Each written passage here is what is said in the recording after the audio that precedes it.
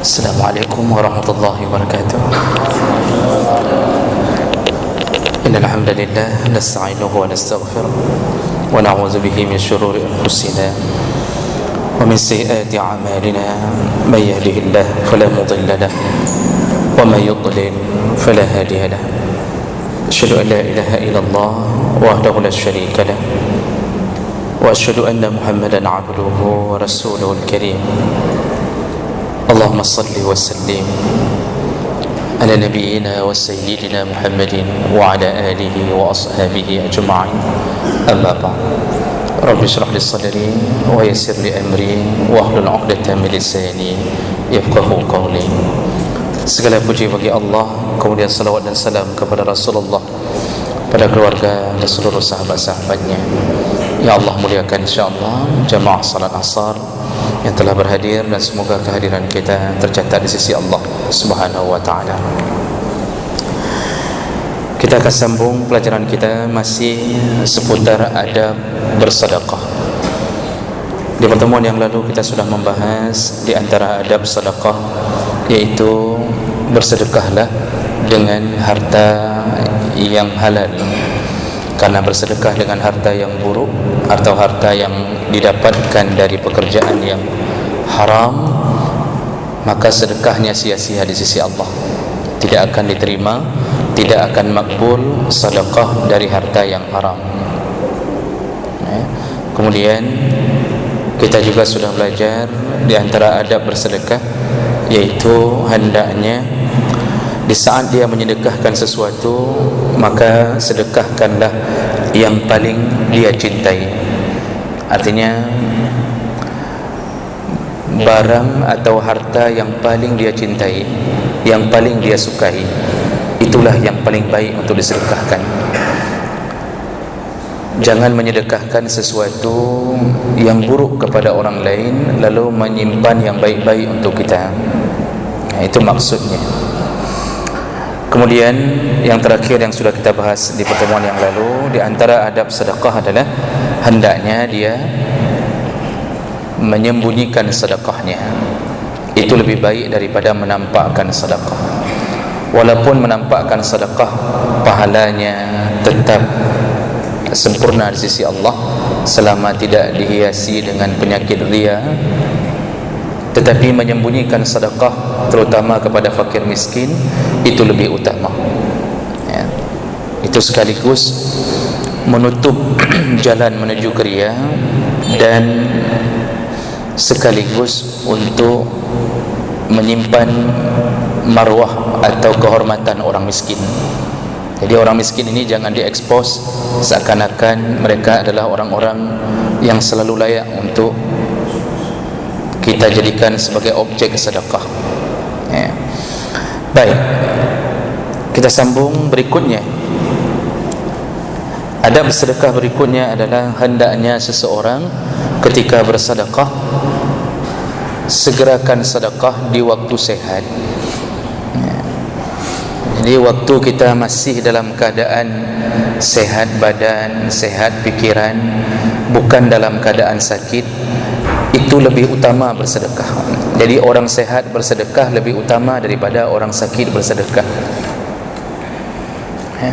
Rasulullah sallallahu alaihi wasallam ketika seorang bertanya kepadanya, ayyus sadaqah afdal, sedekah mana yang paling baik ya Rasulullah? Rasulullah menjawab, anta saddaqa wa anta sahihun syahihun. Sebaik-baiknya sedekah adalah ketika engkau dalam kondisi sehat, sahihun, engkau benar-benar dalam kondisi bukan orang sakit. Kenapa bisa begitu? Karena kalau bersedekah di waktu sakit, kita ada sedikit unsur keterpaksaan. Jadi keikhlasan hati itu dijembatani oleh perasaan ingin sembuh. Jadi kita waktu memberi, waktu sakit kita kasih, lalu kita minta nama doa kelong berpulih. Jadi sedekah kita iringi dengan harapan berpulih. Tapi sedekah orang sehat itu tidak ada harapan untuk sembuh, tapi benar-benar dia lakukan karena Allah. Makanya bersedekah di waktu sehat itu disegerakan. InsyaAllah kalau kita sering bersedekah di waktu sehat, ketika datangnya sakit, maka sedekah itulah yang akan menjadi sumber keberkahan dan kasih sayang Allah kepada kita. Jadi ingat-ingatlah Allah di waktu sehat, maka Allah akan mengingat kita di waktu sakit. Jadi waktu sehat kadang-kadang hanya ingat-ingat ke Allah. Jadi hidup hanya terus memikirkan dunia, sedekah tidak ada. Tapi untuk menghabiskan urusan-urusan dunia itu luar biasa. Urusan untuk rekreasi, persiapan menuju rekreasi, itu sampai beli ban mangin, mandung ban mangin, maksudnya beli ban untuk bisa mapung. Akibat ada kematanannya sampai supaya untuk ban berenang itu siap, Pak. Sampai 5 ban siap. Persiapan untuk tinggal di hotel siap, walaupun 400.000 semalam siap. Lengkap, Tupperware macam model, untuk taruh bawang satu, untuk taruh itu pun beda, bawang merah, bawang putih beda Tupperware-nya. Oh Masya Allah, luar biasa. Sekali rekreasi, padahal enggak jauh, Bang. Paling mungkin kata Kengon lah, sekali rekreasi habis dana sekitar 2 juta, 3 juta dianggap aman. Tetapi untuk orang yang membutuhkan, dia tidak berani keluarkan. Tapi untuk menyenangkan nafsunya, dia keluarkan. Orang yang model begini, ingat-ingatlah ketika kita lupa kepada Allah ketika kita sehat, maka kita pasti akan terjadi hal-hal yang tidak kita inginkan di waktu kita sakit. Makanya kadang-kadang janganlah sakit gara-gara Allah benci, tapi sakitlah karena Allah sayang. Jadi jangan sakit gara-gara Allah benci, tapi sakitlah gara-gara Allah sayang. Jadi Allah misal memberi sakit itu karena ingin mengangkat derajat, ingin menghapuskan dosa, itu sayang Allah. Jadi jangan sampai lupa bersedekah ketika sehat. Itu adabnya. Sekaranglah saat sehat adalah bersedekah. Jadi jangan tunggu tumbuh kurap enggak sembuh-sembuh baru sehat, baru dah bersedekah. Jadi itu pun dengan nasihat orang. Tanya sama orang, kenapa kurapnya enggak sembuh-sembuh? Oh, dia bilang begini-begini, orang nasihati, makanya sedekah. Jadi sedekah kita untuk kurap. Sedekah kita untuk panu, untuk stroke, untuk bukan lagi betul-betul ikhlas ingin mengharapkan ridha daripada Allah. Makanya Nabi mengatakan sedekahmu di waktu sehat itu adalah yang terbaik. Kemudian adab berikutnya, tadi Nabi menyebutkan juga syahih. Adab berikutnya pada kalimat Nabi, sedekahmu yang paling baik ketika engkau syahih. Syahih itu engkau merasa berat mengeluarkannya. Tahsyal faqra wa ta'mal ghina. Maksud berat mengeluarkan, engkau sendiri takut jatuh ke miskin dan engkau masih berharap-harap menjadi kaya. Ini ketika perasaan ini masih ada, jadi kita sendiri butuh uang itu. Kita butuh untuk bangun rumah, kita butuh untuk meluaskan rumah, kita butuh untuk beli kenderaan yang lebih baik. Kita butuh. Di saat perasaan kita membutuhkan, juga kita khawatir anak kita sendiri tidak makan, kita khawatir kompor kita tidak berasap. Tiba-tiba ada orang yang membutuhkan. Disinilah beradu dua kepentingan. Kepentingan untuk orang lain atau kepentingan untuk diri kita sendiri. Dan ternyata orang yang berani mengeluarkan sedekah ketika beradu harapannya, yaitu harapan memberi kenyamanan ke orang lain atau memberi kenyamanan pada dirinya sendiri, disinilah duduknya sedekah terbaik. Jadi kita kan masih banyak angan-angan kita, Bapak Ibu, maka Allah. Manusia ini tidak putus angan-angan. Orang kalau sudah berangan-angan selalu merasa muda, kata para ulama. Pikirannya selalu muda. Kenapa? Harapannya begitu jauh. Padahal umur kadang pelimang, rambut sudah putih. Tapi kalau orang yang hidup dengan angan-angan, maka dia akan selalu merasa muda. Dia akan selalu memikirkan perencanaan hidup, padahal sudah tua. Orang ini dia masih terus membutuhkan harta, terus membutuhkan harta. Di saat itulah sedekah terbaik. Di saat kita takut miskin, kita masih ingin kaya, kita masih membutuhkan, kita berat mengeluarkannya, ternyata kita paksa untuk keluarkan. Itulah sedekah terbaik. Dulu di zaman Nabi SAW, ketika Nabi kedatangan seorang tamu, dia bertamu ke rumah Rasulullah. Nah, ketika salat berjamaah, Rasulullah ajak ke masjid. Lalu kemudian Rasulullah mengatakan kepada sahabatnya, siapa yang mau melayani tamuku? Kenapa Rasulullah menawarkan itu? Karena Rasulullah tidak punya makanan untuk bisa diberikan ke tamunya. Jadi Rasulullah menawarkan ke sahabat, siapa yang mau melayani, menyambut tamuku ini? Langsung salah seorang Ansar, ada yang mengatakan itu Abu Darda, dia langsung tunjuk tangan, aku ya Rasulullah, biarkan aku yang melayani dan menyambut tamumu, biarkan dia di rumahku ya Rasulullah. Nah, kemudian tamu ini pergi bersama Abu Darda. Lalu kemudian sampai di rumah, Abu Darda segera menyuruh istrinya, dia bertanya ke istrinya, masih ada makanan yang tinggal? Itu kejadian di malam hari. Kata istrinya, ada, tapi hanya cukup untuk anak kita saja, sedangkan anak kita ini belum makan. Kata Abu Darda, sudah, tidurkan anak-anak, janji saja sama mereka, nanti kalau sudah masak kita bangunkan. Lalu si istri menidurkan anak-anak dengan harapan nanti kalau sudah masak akan dibangunkan. Nah, kemudian setelah anaknya tertidur, si istri segera mempersiapkan makan kepada tamunya, yang cukup hanya porsi untuk tamu itu. Setelah selesai dihidangkan makanan di depan tamu, dan Abu Darda bersepakat dengan istrinya bahwa nanti ketika tamu sudah mulai makan, maka kita matikan lentera, kita matikan lilin, jadi suasana biarkan gelap, kita pura-pura makan. Nah, ketika tamu itu sudah mulai makan, yang dihidupkan hanya lampu di depan tamu itu, Abu Darda agak sedikit menjauh dan istrinya, lalu dia pura-pura menjatuhkan lilin, lalu mereka berpura-pura makan. Jadi gaya saja makan, padahal piring mereka kosong, yang ada cuma pada piring tamu. Itu pun mereka berpura-pura makan untuk supaya tamunya tidak segan makan, padahal mereka tidak ada makanan. Dan kejadian itu keesokan harinya diketahui oleh Rasulullah SAW. Dan Rasulullah memuji perilaku Abu Darda dan istrinya, dan itu membuktikan bahwa mereka benar-benar orang-orang yang merindukan surga.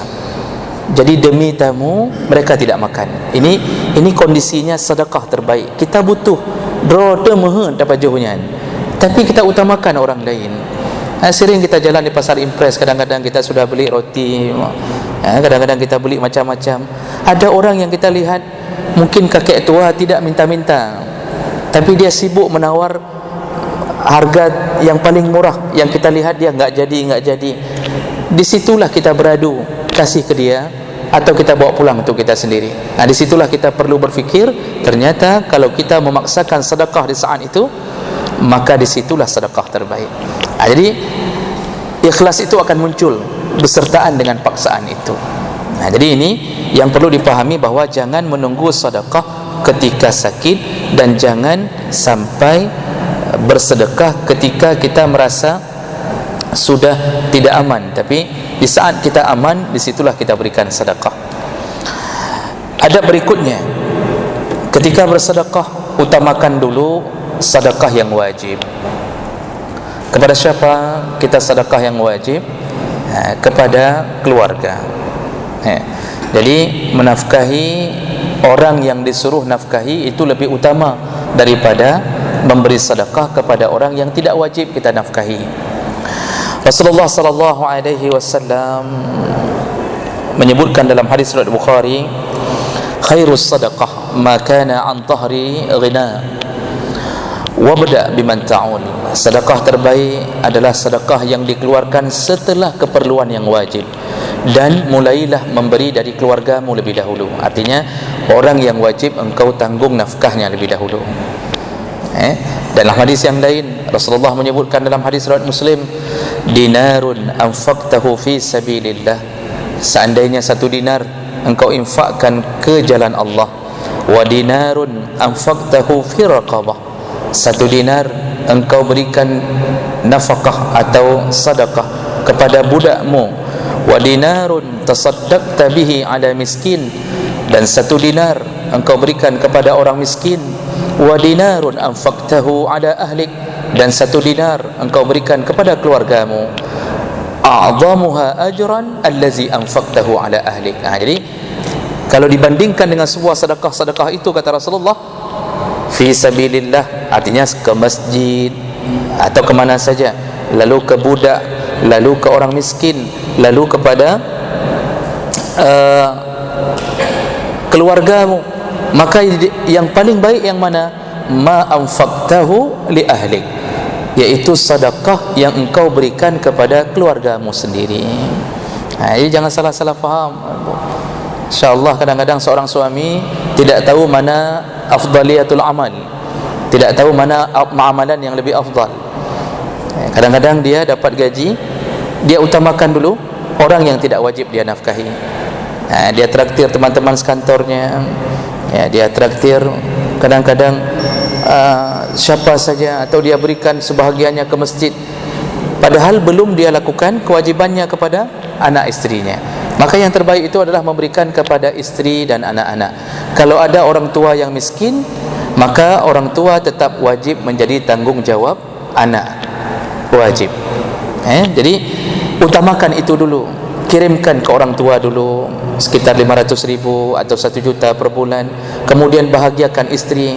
Ingat, karena istrilah yang memelihara anak-anak kita, istrilah yang membuat kita pulang ke rumah dengan nyaman, istri yang berlelah-lelah di dalam rumah kita. Maka utamakan memuliakan istri. Ini ada hadir para istri di belakang, cukup senang ke dengarnya. Betulnya ustaz, betul. Ini lanjut aja ustaz, ini lanjut aja ustaz. Begitu kata istri di belakang. Tapi memang begitulah Bapak Ibu melakukan Allah. Bahagiakan dulu istri. Makanya kalau banyak istri susah membahagiakannya, karena harus banyak yang harus dibagi-bagi. Jadi kemudian anak-anak, bahagiakan dulu anak-anak kita, baru bahagiakan anak orang lain. Ini dengan anak orang lain, Masya Allah, nampaknya om itu baik kali, om itu baik kali. Dengan anak sendiri yang bilang, ayah ke nak kok kriat orang. Anak orang bilang, om itu baik kali, om baik. Anak kita sendiri kok benci ke kita, Pak? Dulu sudah berapa kali janji beli sepeda, sudah menyebut 5 nama ikan, tetap enggak dapat sepeda juga.